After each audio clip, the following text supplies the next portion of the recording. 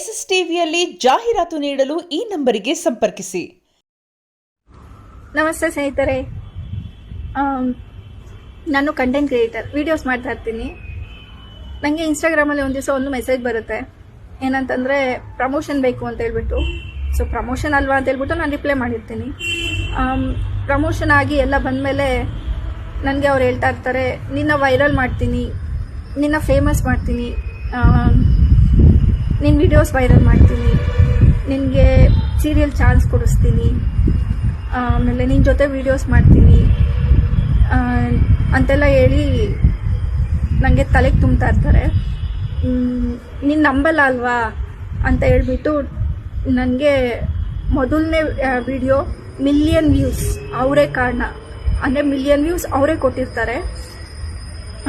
ಇದನ್ನೆಲ್ಲ ನಂಬಿಸ್ಬಿಟ್ಟು ನನಗೆ ಏನು ಹೇಳ್ತಾರೆ ಅಂತಂದರೆ, ಡಿಫ್ರೆಂಟ್ ವೀಡಿಯೋಸ್ ಮಾಡೋಣ, ನೀನು ಫುಲ್ ಫೇಮಸ್ ಆಗ್ತೀಯಾ, ಹೋಟೆಲ್ನಲ್ಲಿ ನಾನು ಹೇಳ್ಕೊಟ್ಟಂಗೆ ವೀಡಿಯೋಸ್ ಎಲ್ಲ ಮಾಡು, ಆವಾಗ ನೀನು ಫುಲ್ ವೈರಲ್ ಆಗ್ತೀಯಾ, ಫೇಮಸ್ ಆಗ್ತೀಯಾ ಅಂತ ಹೇಳ್ಬಿಟ್ಟು ಹೇಳಿರ್ತಾರೆ. ಸೊ ಆಮೇಲೆ ನನಗೆ ಸವೆನ್ಸ್ಕಾ ಹೋಟೆಲಿಗೆ ಕರ್ಕೊಂಡು ಹೋಗಿರ್ತಾರೆ. ಸೊ ಸವೆನ್ಸ್ಕಾ ಹೋಟೆಲ್ಗೆ ಕರ್ಕೊಂಡು ಹೋಗ್ಬಿಟ್ಟು ಅಲ್ಲಿ ನನ್ನ ಯೂಸ್ ಮಾಡಿರ್ತಾರೆ. ನನ್ನ ವರ್ಜಿನಿಟಿನ ಹಾಳು ಮಾಡಿರ್ತಾರೆ. ನನ್ನ ವರ್ಜಿನಿಟಿ ಹಾಳು ಮಾಡಬೇಕು ಅನ್ನೋದೇ ಅವ್ರ ಇಂಟೆನ್ಷನ ಏನು ನನಗೆ ಗೊತ್ತಿಲ್ಲ. ಬಟ್ ಅವ್ರ ಪಾಡಿಗೆ ಅವ್ರು ಬರ್ತಾರೆ, ವರ್ಜಿನಿಟಿನ ಹಾಳು ಮಾಡ್ತಾರೆ, ಹೋಗ್ತಾರೆ. ಇದಾದಮೇಲೆ ನಾನು ಮನೆಗೆ ಬಂದಿರ್ತೀನಿ. ಮನೇಲಿ ನಾನು ಯಾರಿಗೂ ಹೇಳಿರಲ್ಲ. ನನಗೆ ಆ ಥರ ಬೆಸ್ಟ್ ಫ್ರೆಂಡ್ಸ್ ಅಂತ ಯಾರೂ ಇಲ್ಲ, ನಾನು ಯಾರಿಗೂ ಹೇಳೂ ಇರಲಿಲ್ಲ. ನಾನು ಡಿಪ್ರೆಷನ್ಗೆ ಎಲ್ಲಿ ಹೋಗ್ಬಿಡ್ತೀನಿ ಮಾಡ್ಕೋಬೇಕು ಅಂತೆಲ್ಲ ಅನ್ನಿಸ್ತಿತ್ತು. ಸೊ ನಾನು ಡಿಪ್ರೆಷನ್ಗೆ ಎಲ್ಲಿ ಹೋಗ್ಬಿಡ್ತೀನಿ ಅಂತ ಹೇಳ್ಬಿಟ್ಟು ನನ್ನ ಪಾಡಿಗೆ ನಾನು ವೀಡಿಯೋಸ್ನ ಮಾಡಿಕೊಂಡು ಬ್ಯುಸಿ ಆಗ್ತಾ ಹೋದೆ. ಆಮೇಲೆ ಬಟ್ ಅದು ಪದೇ ಪದೇ ನನಗೆ ಕಾಡ್ತಾನೆ ಇತ್ತು.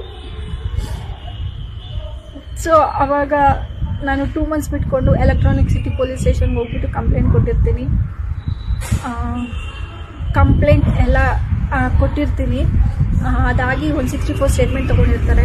ಅದಾದಮೇಲೆ ನನಗೇನು ಅನ್ನೋದು, ನನಗೆ ಕೇಸಿನ ಬಗ್ಗೆ ಇನ್ಫಾರ್ಮೇಷನ್ ಗೊತ್ತಿರಲಿಲ್ಲ. ಅಂದರೆ ಆಮೇಲೆ ನನಗೆ ಚಾರ್ಜ್ ಶೀಟ್ ಕೂಡ ಸಿಕ್ಕಿರುತ್ತೆ.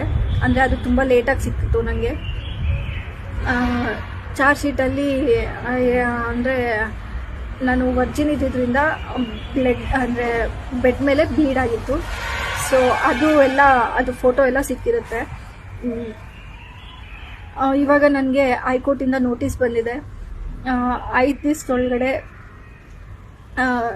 ನೀವು ಬಂದುಬಿಟ್ಟು ಇದನ್ನು ಏನದು ಅಬ್ಜೆಕ್ಷನ್ ಹಾಕಲಿಲ್ಲ ಅಂತಂದರೆ ನಿಮ್ಮ FIR ಕ್ವಾಶ್ ಆಗುತ್ತೆ ಅಂತ ಹೇಳ್ಬಿಟ್ಟು.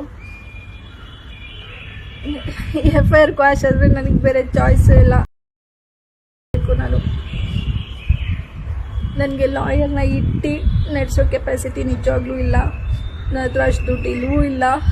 ನನಗೆ ಆ ಲಾಯರ್ ಗೊತ್ತೂ ಇಲ್ಲ.